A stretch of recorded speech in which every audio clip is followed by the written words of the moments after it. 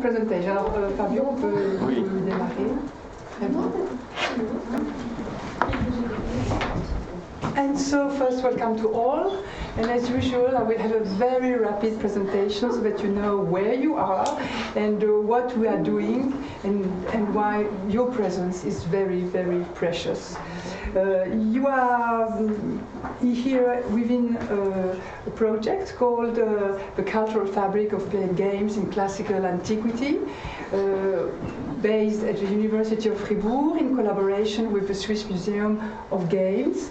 And today the idea, and I have intentionally placed the most ancient item, an Egyptian one, and the most late item, dice and tokens coming from late period agora, in fact Roman agora in Athens, because in fact we will have a focus on new pieces, such as the one in Fribourg, such as the one in the Musée du Jeu, such as the one in Poprad, but we haven't shown them on the paper intentionally.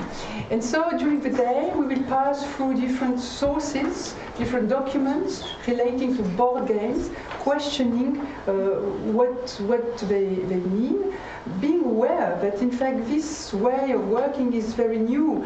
These items had never been collected for themselves, and to give you an idea of what is what are the three modules of a project, we have a philological one with Marco Vespa, who is here, with Salvatore Costanza, reconstructing the heritage of antiquity relating to games, so building an anthology, but also publishing Pollux. We have also a module on material culture, and it's where you come in, really. What do we have left from this material culture, and how can we name it, how can we describe it, is any typology possible? And of course iconography, where we have also a strong focus on how these games are as images. And so for the module archaeology, we have now Thomas Dagnon working on Roman Gaul, Alessandro Pace on Pompeii, Herculano, the Vesuvian towns. And for iconography, Anna Amar and Alexandra Atia. And just to say that little work had been done before, and then we'll pass on to what we do now. There were already a few catalogs, but not much. And I'm very happy to welcome here Claudia Lambogo, who is one of the leader of the Milano project on immaterial culture and having to do as well with games. And we are very, very happy of this collaboration, because what we have to do is so large that we need many, many collaborations. So I will not be longer, and we will pass now to the program and start with Maria, and I'll let Alexandra Atia, who's a specialist of Italian trust painting, start and introduce Maria. So this morning we will listen to talks. The first one will be given by Maria Chidiroglou, that we are very pleased to welcome again here in Fribourg. Even though I'm pretty sure her expertise is known for all of you, let me briefly introduce her. She's a Greek archaeologist. She came from Athens, where she occupied several institutional positions before joining in 2010 the team of the National Archaeological Museum in the Department of Collection of Vases, Minor Arts and Metal Artifacts. Today she will present us a miniature board game from Rome. So please. Thank you so much. Thank you for the introduction. Good morning. Many thanks are due to Véronique Dasen and Ulrich Schindler for the invitation and encouragement to discuss a clay board game model from Eastern Attica with you.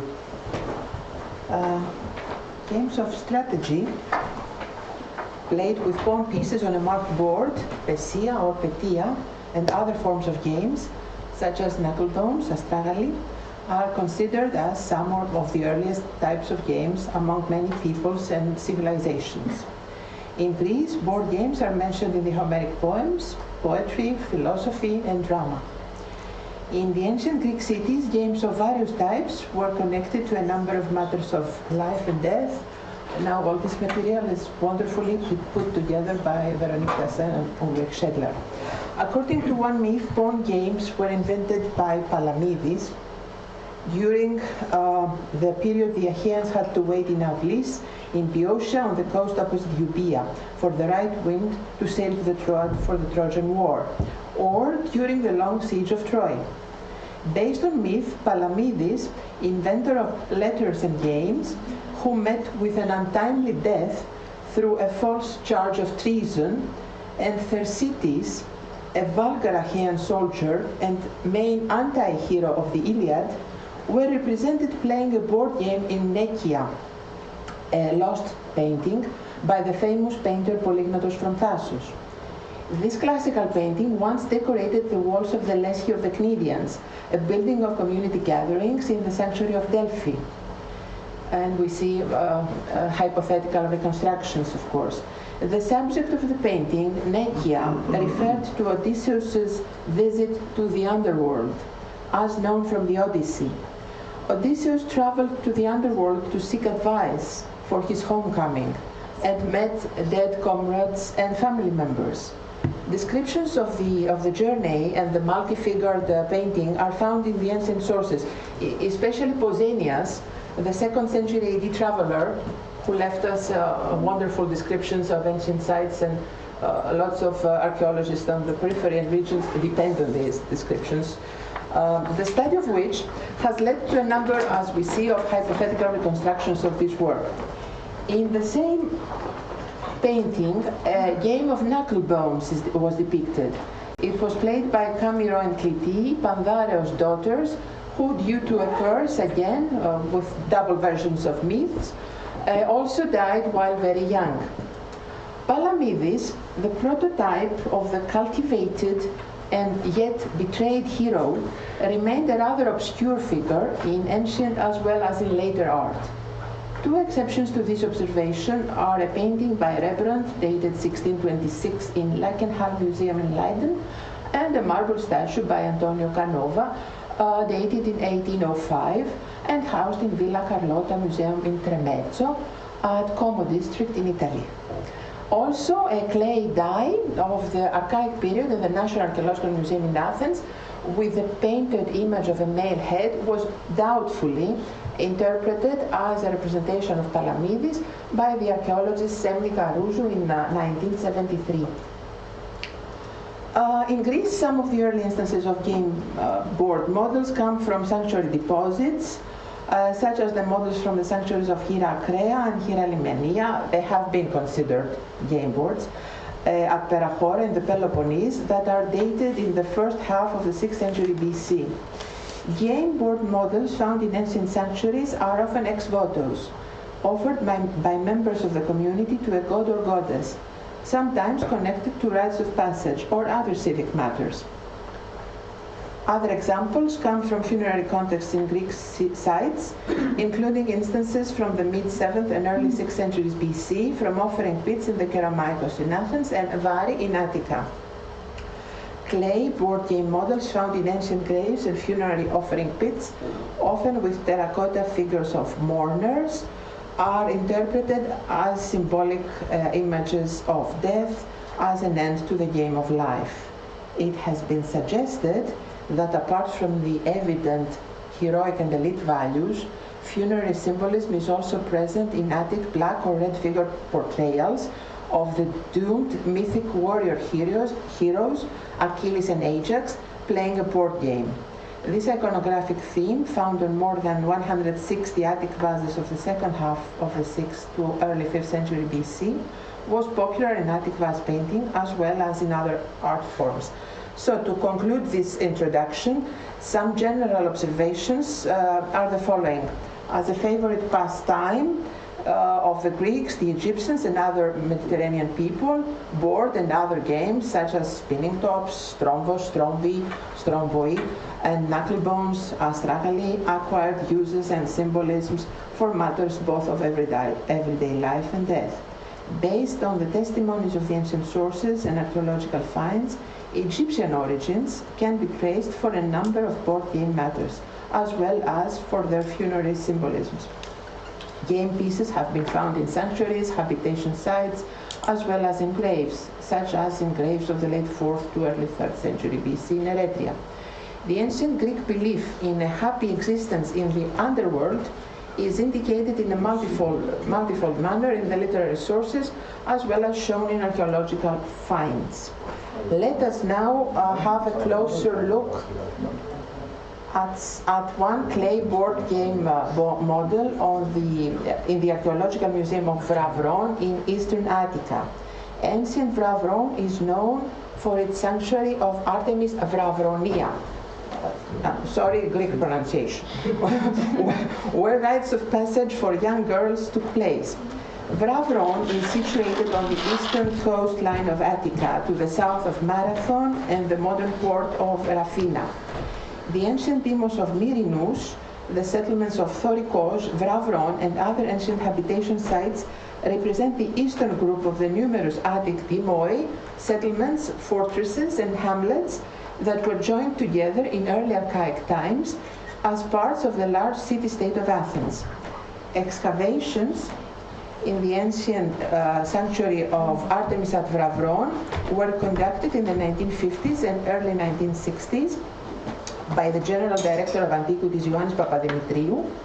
Game pieces are reported from these excavations. These are worth gathering in a paper, such as 2 Attic black figure clay dice of the late 6th century BC, found in the debris layers of a retaining wall in the sanctuary in 1959. The clay game board model was found, however, not in the sanctuary, but at modern Markopoulou, in one of the graves of the communal cemetery of the ancient demos of Myrinous.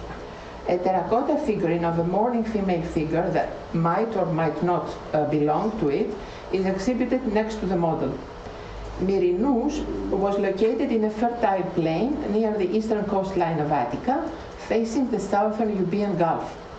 As the ancient sources inform us, the name Myrinous derives from the aromatic myrtle, Myrini or Myrsini, Myrtus communis in Latin, that grew in abundance in the area.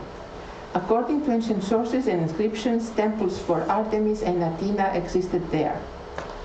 Later information, the cult image and statue of Athena were restored by Herodes Atticus, a rich Roman philosopher and patron of the arts. The first mention of on excavations in the region of ancient Myrinous is found in the Greek newspaper Ethnos of 20th July 1948, right after the Second World War, amid the Greek Civil War. It contains a short report on excavations undertaken by Nikolaos Kotsias, Ephor of Antiquities, at one of the cemeteries of Myrinous. Funerary enclosures are mentioned in the report, as well as marble funerary stele of the 4th century BC. More grave groups were excavated in the region by archaeologists of the Greek Archaeological Service in the 1950s and 1960s. There are no precise diaries of these excavations, but some assemblages can be reassembled with difficulty based on their inventorying and archival information, as always. In total, more than 100 graves were excavated in the ancient cemeteries of Myrinous in the 20th century. They date from the second half of the 8th to the 4th century BC. In 1972, Ephemios Mastrokostas and Evangelos Kakavogiannis, later General Director of Antiquities, brought to light the famous late archaic marble statues of Thrasyklia and the Kouros found in the same pit at Myrinous. The Attic red figure amphora of the Silevs painter with a depiction of a hunter and a calf dated in the 5th century BC, now in the National Archaeological Museum in Athens, was also found in one of the graves of this region. Based therefore both on information from the ancient sources and study of its finds, this region, with its rich agricultural landscape, is famed from the 8th to the 5th centuries BC for its rural elite groups, among other inhabitants, of course. The clay board game table was found in an archaic grave of the communal cemetery of ancient Myrinous in the 1950s, and these assemblages can be reconstructed. It is decorated with black figure animals and monsters on the long and narrow sides. A black figure lion and a panther stand on either side of a sphinx on the long sides and birds on the narrow ones. Rosettes fill in the background. This type of animal and monster scenes, as well as the subsidiary motifs, are close to Corinthian prototypes and help us date the game board model around the mid-6th century BC.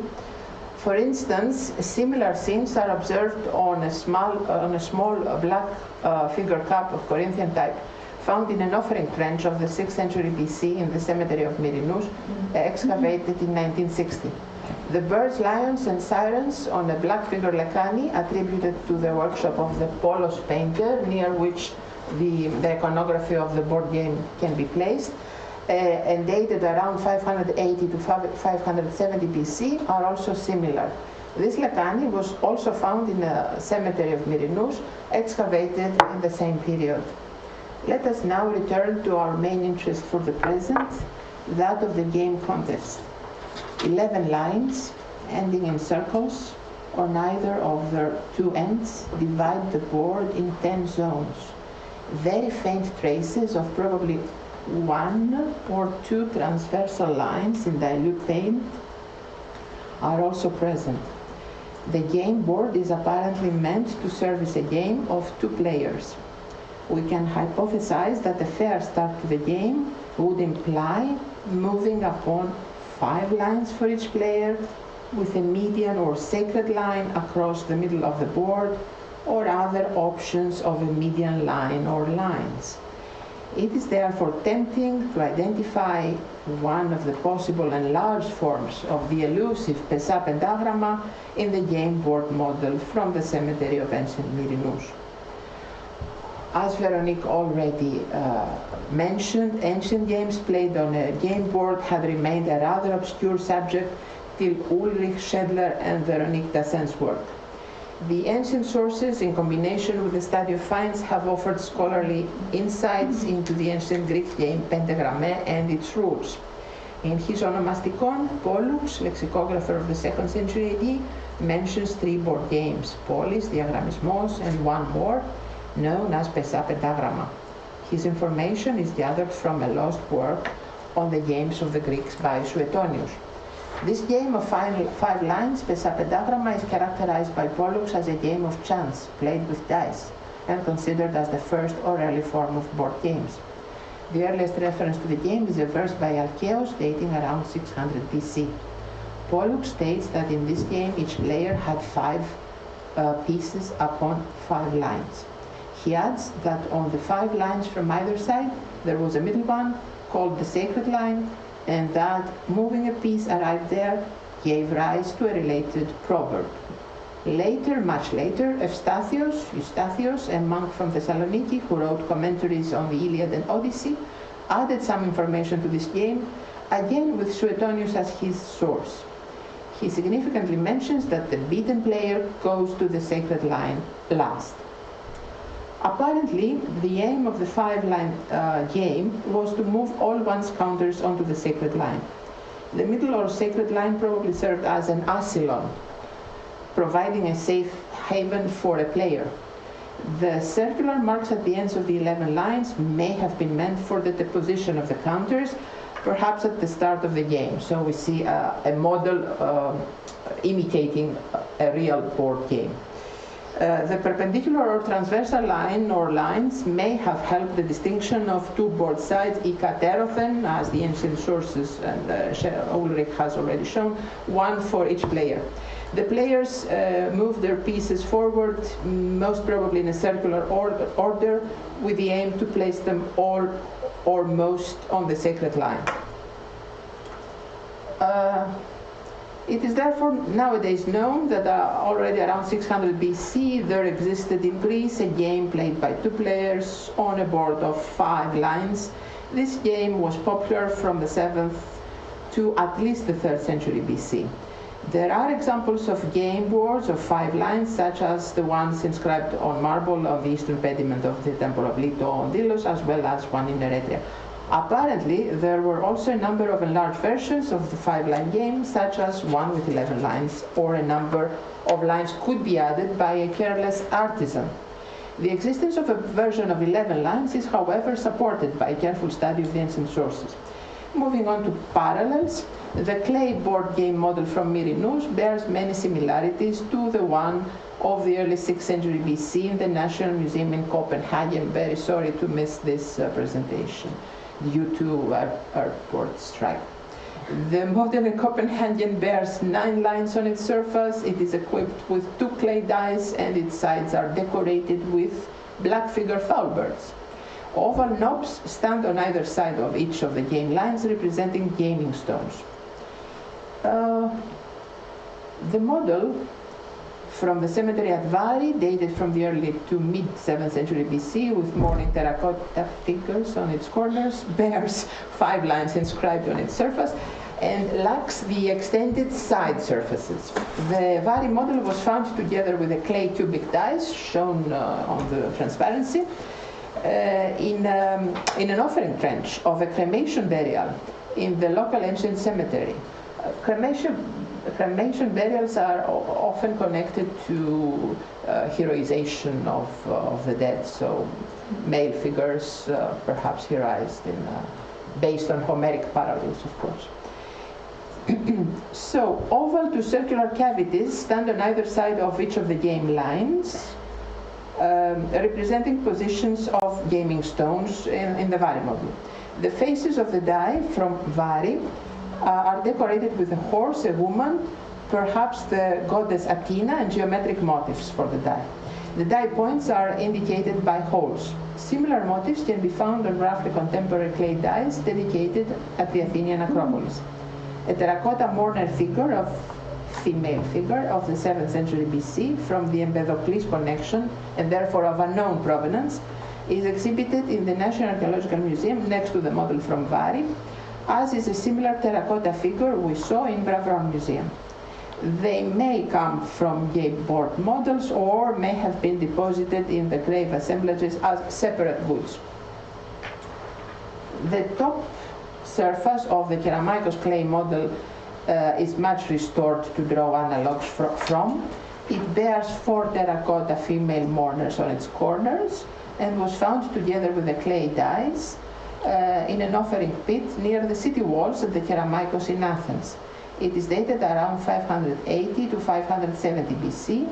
The terracotta mourning figures shown are pulling their hair with both hands or placing one hand on the breast. Their presence on the Vari and Keramikos models underlines the funerary character of the objects. Votive clayboard models, on the other hand, do not often have funerary connotations. They come from sanctuary deposits and can be more summarily rendered. One restored clayboard model and 2 fragmentary ones from the sanctuary of Hira at Perahora, both in the National Archaeological Museum, are roughly similar in conception. On their top surface there are painted vertical and horizontal lines, 2 vertical lines and 5 horizontal ones, borderline perhaps not counting, are seen on the more preserved example. Circular grooves are preserved in all or some of the square positions created by the crossing lines. Some of the preserved bore sides are decorated simply with horizontal zigzag lines, echoing motifs of the late geometric period. In previous bibliography, they have been considered as game board models. Of course, everything is open to interpretation. I doubt they are really. We'll see. A board game played upon 5 or more lines is sketched in all the aforementioned examples, at least from the ones from ancient cemeteries. Probably the elusive game of pentagrames, 5 lines. It is certainly a game of strategy, played by 2 players based on certain rules for moving pawns in positions on lines or in squares. The funerary character of the models found in graves and offering trenches illustrates ancient ideas and popular beliefs regarding life as a game, or the enjoyment of games as a pastime in the afterworld. and death as its inescapable end. These symbolic ideas and metaphors derived from Egypt and the East were embedded in Greek literature and oral tradition of the archaic and classical times. Similar metaphors on life as a game are found in post-ancient to modern philosophy and literature. To conclude, the game board model from Vravron, in Vravron Museum, comes from a funerary context.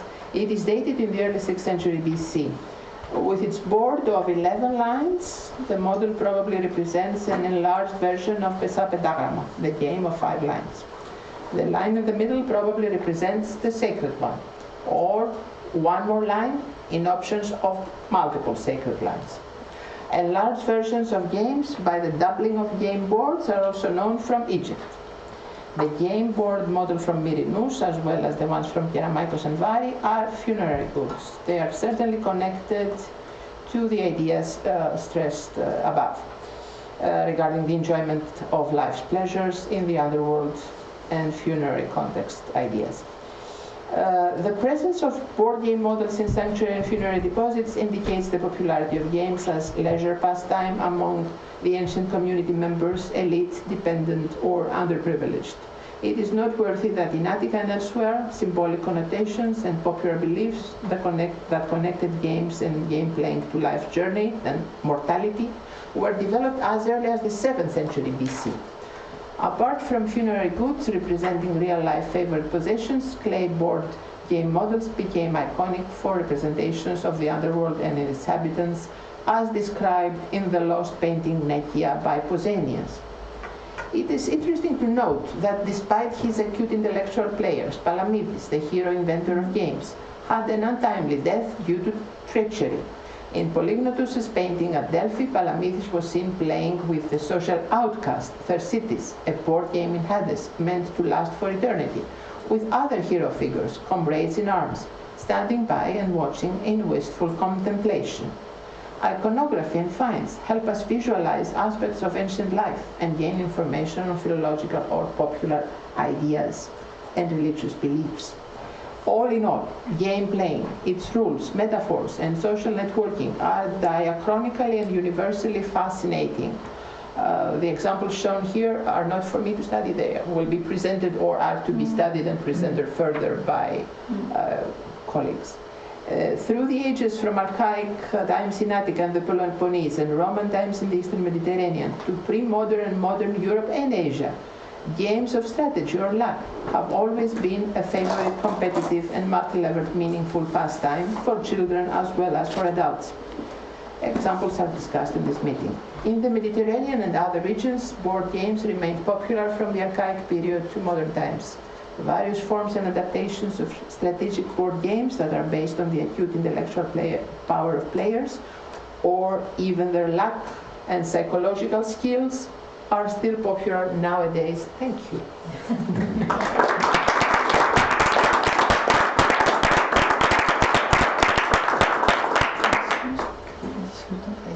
Ah, je pensais que c'était la pause en fait. C'est Non.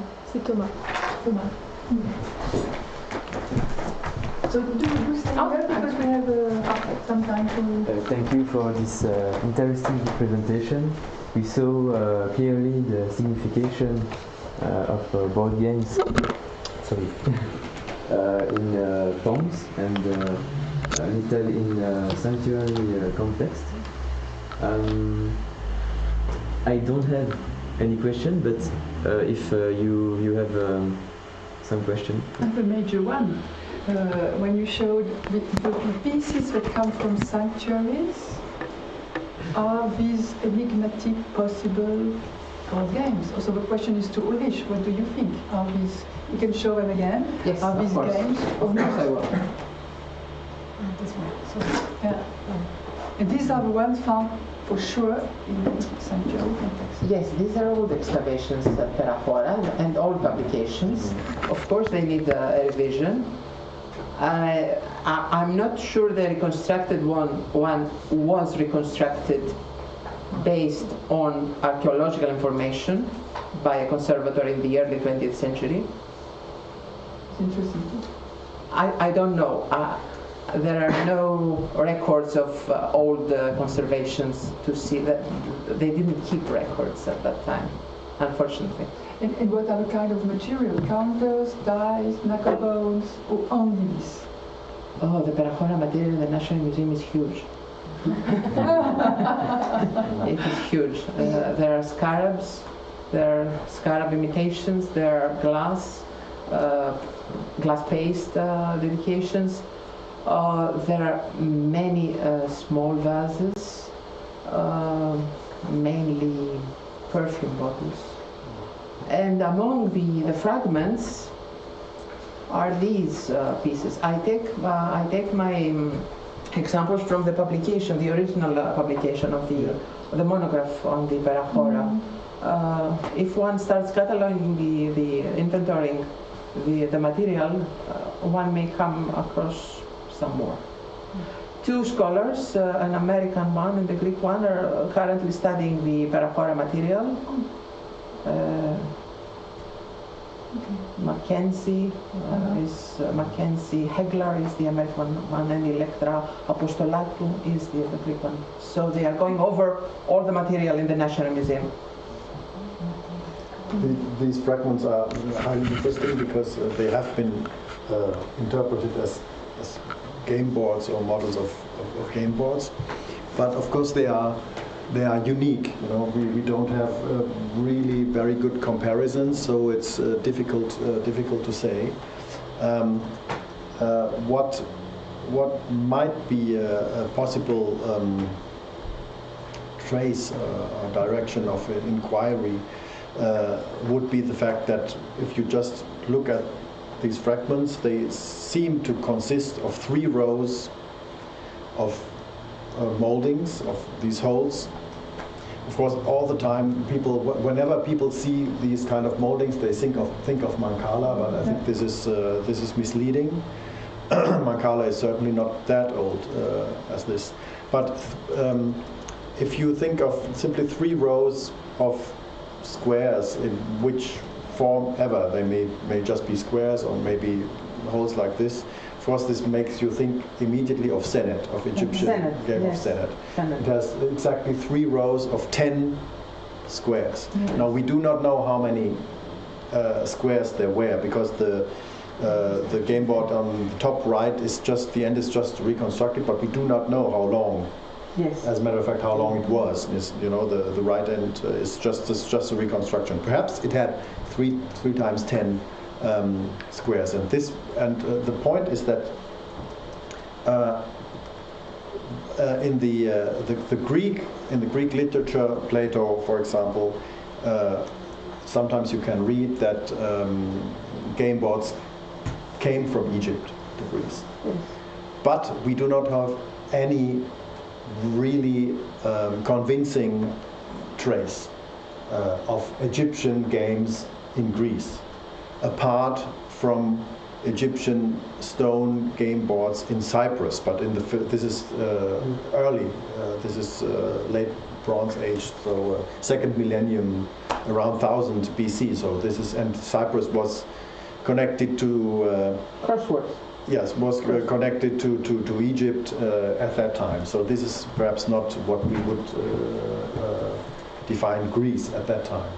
But for later times, let's say Plato's times, 5th century or something like that, we have there's no real Egyptian game board or something like this that has been found in Greece. So this, and this should be, but maybe in the material that has not yet been published, there may be perhaps some indications concerning this link between Egypt and Greece as far as games are concerned. This is why this would be a point to study, these pieces to study and to see. What can we say? Hence the question. If there is other Egyptian material, if there's other Egyptian material in Perahora, this would point to 500 scarabs. Yeah, scarab seals with Egyptian hieroglyphic motifs. They can be very clearly dated to, based on the Egyptian. I'm not familiar with this. Based on the Egyptian chronology and the pharaoh signing on the seals. So some traders. And probably the Terracotta Sanctuary could be the right point for this kind of contacts between Egypt and Yes. Greece, especially for so which is the likely chronology? We don't know of this table. Based on the old publication, 7th to late 7th to 6th century BC. Yeah. Which is exactly the period when most Greeks Travel. travel and were played at a role as come si dicono mercenari. Mercenari in Egypt. Merchant soldiers. Yes. Based on the inscriptions of soldiers in the Abu Simbel. Abu Simbel. Yes. Yes. So it's very interesting because the Terracotta Sanctuary could be the right point. It is it is clearly a connection. I mean, everything points to it, as you say. Yeah. And so what are doing the team? The team reworking the terracotta material? Are they recataloguing? What are they doing? They are recataloguing. It's in progress, especially with the main recataloguing goes on for the scarabs, the scaraboid seals, from the Greek colleague. But the American colleague, Mackenzie Hegler, she's coming right after I return to Athens. She's coming back for a rather large period of 2 months to recatalog material. I was telling Claudia that they are waiting for me to lead them to the storerooms.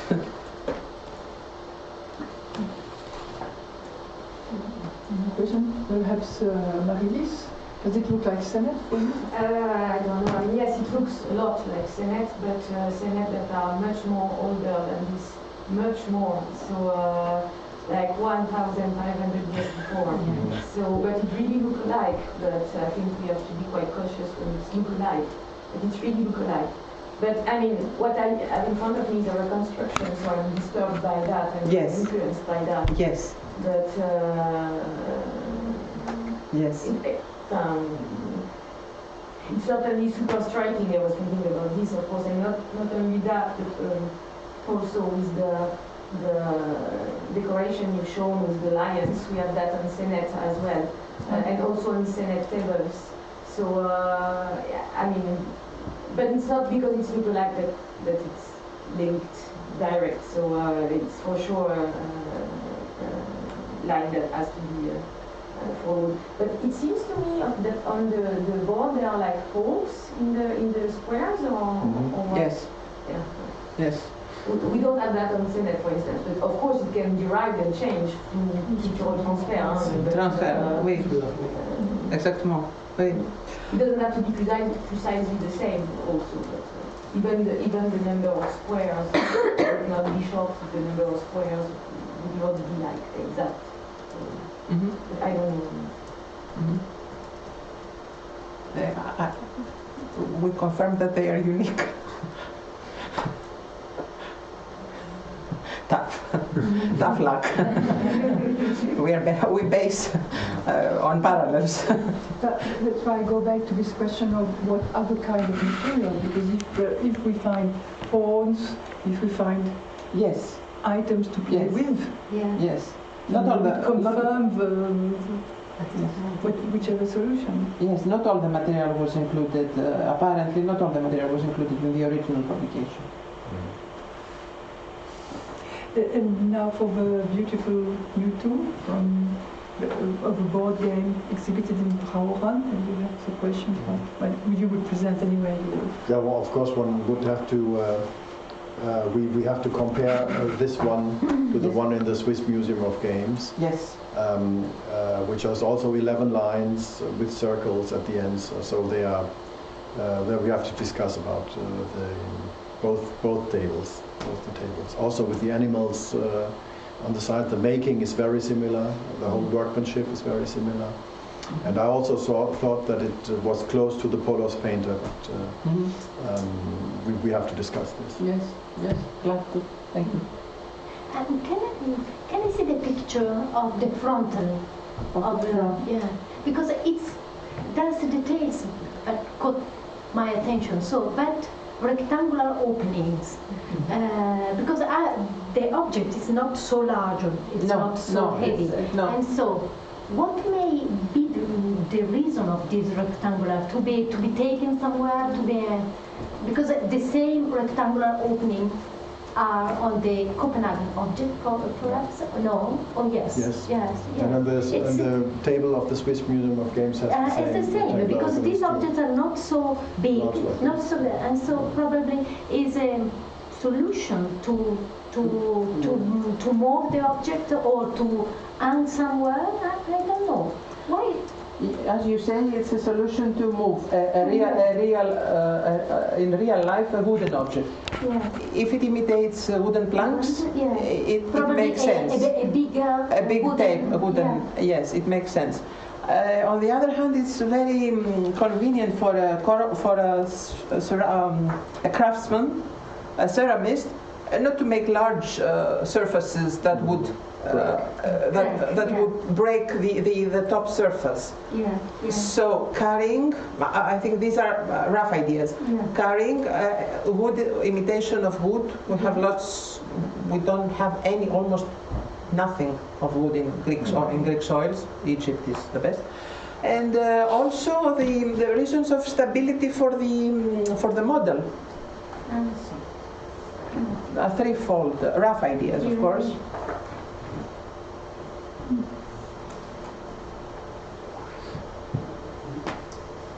Any other question?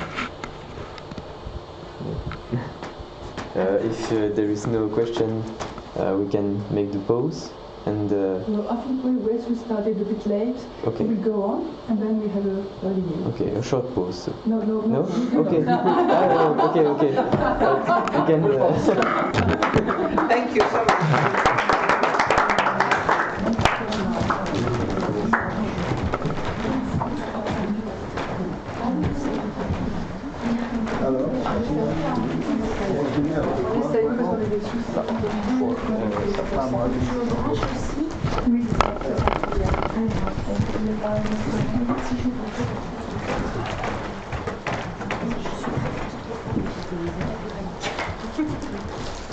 Non, je vais faire des vidéos vraiment.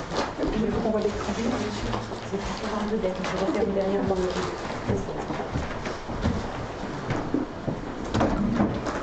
Tu as une prise pour connecter?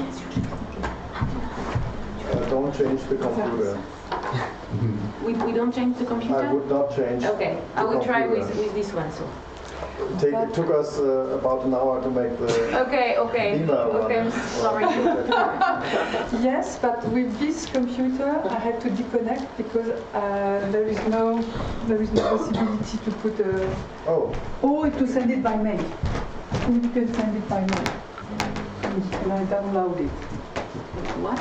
If you send it by WeTransfer your PowerPoint, I can collect it. But without disconnecting. Because you don't have a USB port?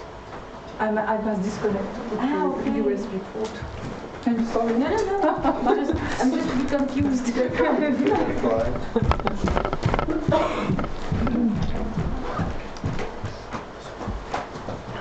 Qu'est-ce qu'on fait? On essaye le... Je sais que c'est comme tu veux. Je sais pas. Moi c'est égal, le fait que ça marche. Voilà, soit je me connecte. Mais Oui, on essaye. On essaye. Avec le mien? Oui.